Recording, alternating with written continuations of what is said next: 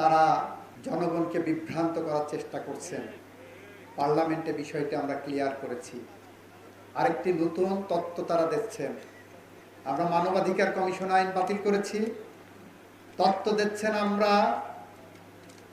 Supreme কোর্টের পৃথক সচিবালয় আইন বাতিল করতে যাচ্ছি, তত্ত্ব দিচ্ছেন গুম কমিশন বাতিল করতে যাচ্ছি, আরো কয়েকটি আইনের কথা বলছেন এগুলো বাতিল করতে যাচ্ছি।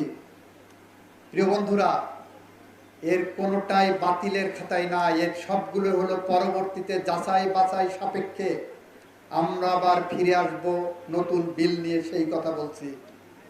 সুতরাং তাদের বলা আর আমাদের করার মধ্যে পার্থক্য এখানেই।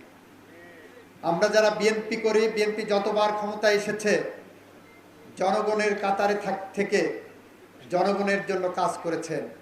বাংলাদেশের নির্বাচনী ইস্তেহারগুলো দেখেন, নির্বাচনী ইতিহাস দেখেন, আপনার আঙ্গুলে ভোট দেওয়ার যে কালি, সেই কালির দাগ মুছে যাওয়ার আগেই নির্বাচনী অঙ্গীকার পূরণ করেছে খুব কম সরকার।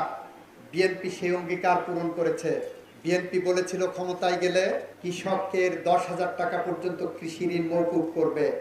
আমাদের সরকার, তারেক রহমানের সরকার, বেগম খালেদা জিয়ার আদর্শে গড়ে তোলা সরকার, শহীদ রাষ্ট্রপতি জিয়াউর রহমানের আদর্শে গড়ে তোলা সরকার প্রথম ক্যাবিনেট মিটিংয়ে যে কাজটি করেছেন সেটা হলো 10,000 টাকা পর্যন্ত 12 লক্ষ কৃষকের কৃষি ঋণ মওকুফ করেছেন। বন্ধুরা আমার, আমরা বাংলাদেশের প্রতিটি পরিবারে ফ্যামিলি কার্ড ইস্যু করব। আমরা ফ্যামিলি কার্ড প্রকল্প অলরেডি চালু করেছি। অল্প কিছুদিনের মধ্যে, নেক্সট বাজেটের মধ্যেই আমরা ব্যাপক হারে ফ্যামিলি কার্ড দেওয়া শুরু করব। ইতিমধ্যেই 38,000 পরিবারকে ফ্যামিলি কার্ড দেওয়া হয়েছে। বাংলাদেশের 4 কোটি পরিবারকে আমরা ফ্যামিলি কার্ড ইস্যু করব। আমরা নির্বাচনী অঙ্গীকারে বলেছিলাম আমরা কৃষক কার্ড ইস্যু করব।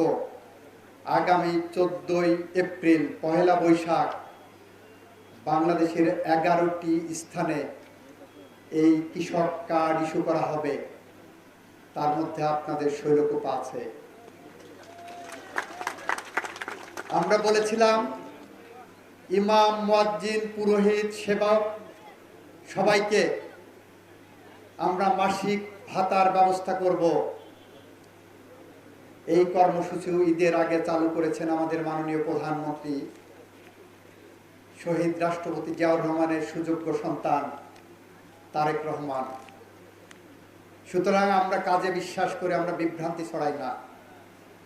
যারা বলছেন এই আইনগুলো বাতিল করা হচ্ছে, আমরা বলছি ওই আইনগুলো যাচাই বাছাই করে আবার পার্লামেন্টে আসবো আমরা।